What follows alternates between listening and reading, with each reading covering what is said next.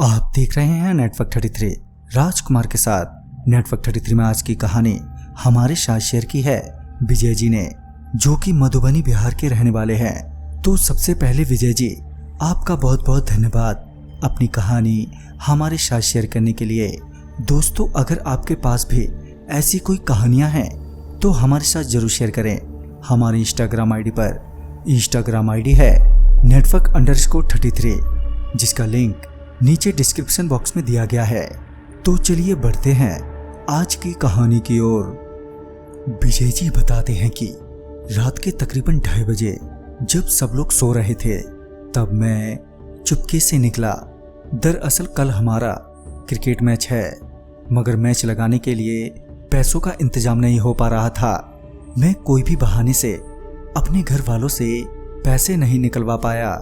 ऐसे में सिर्फ मेरे पास एक ही रास्ता बचा था। मैंने सोचा कि क्यों ना महुआ चुनकर सुबह बाजार में बेच दिया जाए, जिससे पैसों का इंतजाम हो जाएगा। मगर मैं अकेला इतने सारे महुआ नहीं चुन पाता, जिस वजह से मैंने अपने साथ जाने के लिए कैसे भी करके अपने 3 और दोस्तों को भी राजी कर लिया। रात के तकरीबन 2:30 बजे मैं दोस्तों को बताई हुई जगह पर मिला और तभी हम सब महुआ चुनने निकल गए। वहीं रास्ते में एक बस बिट्टा पड़ता था। बस बिट्टा यानी कि बांस के पेड़ों का झुंड, जो बहुत सारे थे। जब हम लोग उस बस बिट्टे से गुजर रहे थे, तब अचानक ही बांस के बड़े पेड़ बहुत ही जोर जोर से हिलने लगे, मानो कि आंधी आ गई हो। मगर वहां तो हवा तो बिल्कुल भी नहीं चल रही थी। हमें लगा कि कहीं ये बांस हम पर ही ना गिर जाए। ये सोचकर हम एक गड्ढे के आड़ में जाकर बैठ गए और इंतजार करने लगे उनके थमने का, कि तभी बांस के पेड़ और जोर जोर से हिलने लगे। फिर हमारी नजर एक चमकती हुई चीज पर पड़ी, जो हवा में उड़ रही थी। वो बहुत ही लंबी थी और सफेद सा चमकता हुआ उसके हाथों से कुछ निकल रहा था। तभी मैंने अपने दोस्तों से कहा, चलो यहां से निकलते हैं। मगर जब अपने दोस्तों की तरफ देखा तो मेरे 2 दोस्त बेहोश हो गए थे और तीसरा बेहद घबराया हुआ था। मैंने किसी तरह अपने उस दोस्त को समझाया और फिर हम दोनों ने अपने बेहोश दोस्तों को अपने कंधों पर उठाया और फिर हम घर की ओर जाने लगे। मगर तभी हमें लगा कि कोई हमारे पीछे पीछे आ रहा है, जिस वजह से हम घर की बजाय खेतों की ओर भागने लगे। हम जल्दी ही थक गए, क्योंकि अभी भी हम दोनों के कंधों पर हमारे दोस्त थे। खेतों के पहुंचने के बाद हम एक पेड़ के नीचे रुक गए, जहां उन दोस्तों को भी होश आ गया। अभी हम लोग सांस ले ही रहे थे कि उस पेड़ की डालियां भी बहुत जोर जोर से हिलने लगी, जबकि खेतों की फसलों में कोई भी हलचल नहीं हो रही थी। डर के मारे हम चारों ने वहां से भागना शुरू किया।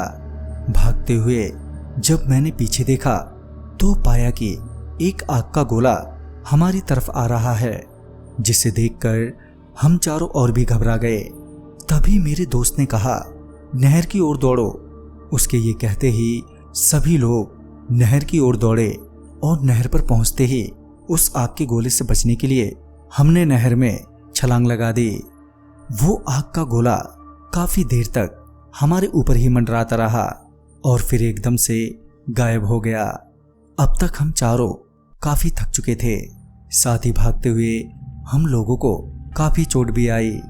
खैर, जब हमें लगा कि शायद अब वो आग का गोला सच में चला गया है, तो हम सभी ने नहर से बाहर आने की सोची कि तभी नहर का पानी भी गोल गोल घूमने लगा और उस पानी के साथ हम चारों चाहकर भी नहर से नहीं निकल पा रहे थे। डर के मारे हम चारों जोर जोर से चिल्लाने लगे। हमारी आवाज सुनकर कुछ लोग तुरंत ही वहां पर आ पहुंचे, जो वहीं खेतों की रखवाली कर रहे थे। उन लोगों ने किसी तरह हम चारों की जान बचाई और सुबह होने तक हमको अपने साथ ही रखा। घर वालों को जब सारी बात पता चली तो उन्होंने पहले तो हमें फटकार लगाई। फिर जब उनका गुस्सा शांत हुआ तो उन्होंने बताया कि जिसे हम चारों ने रात को देखा, उसे पहले भी कई लोगों ने देखा है, मगर आज तक कोई ये नहीं बता पाया कि आखिर वो कौन है और क्या है। मगर जो आग का गोला तुम लोगों के पीछे पड़ा था वो एक शैतान था जो रात के वक्त लोगों को डराता है। ये बोलने के बाद उन्होंने चेतावनी देते हुए कहा कि खबरदार, जो तुमने दोबारा ऐसी हरकत की, उस दिन के बाद हम फिर कभी देर रात घर से बाहर नहीं निकले। तो दोस्तों, इस कहानी में बस इतना ही। कहानी आपको पसंद आई हो तो लाइक शेयर करें और साथ ही हमें कमेंट बॉक्स में ज़रूर बताएं। तो मैं आपका दोस्त राजकुमार जल्द ही मिलूंगा आप ही की भेजी हुई एक नई कहानी के साथ। तब तक के लिए बाय एंड टेक केयर।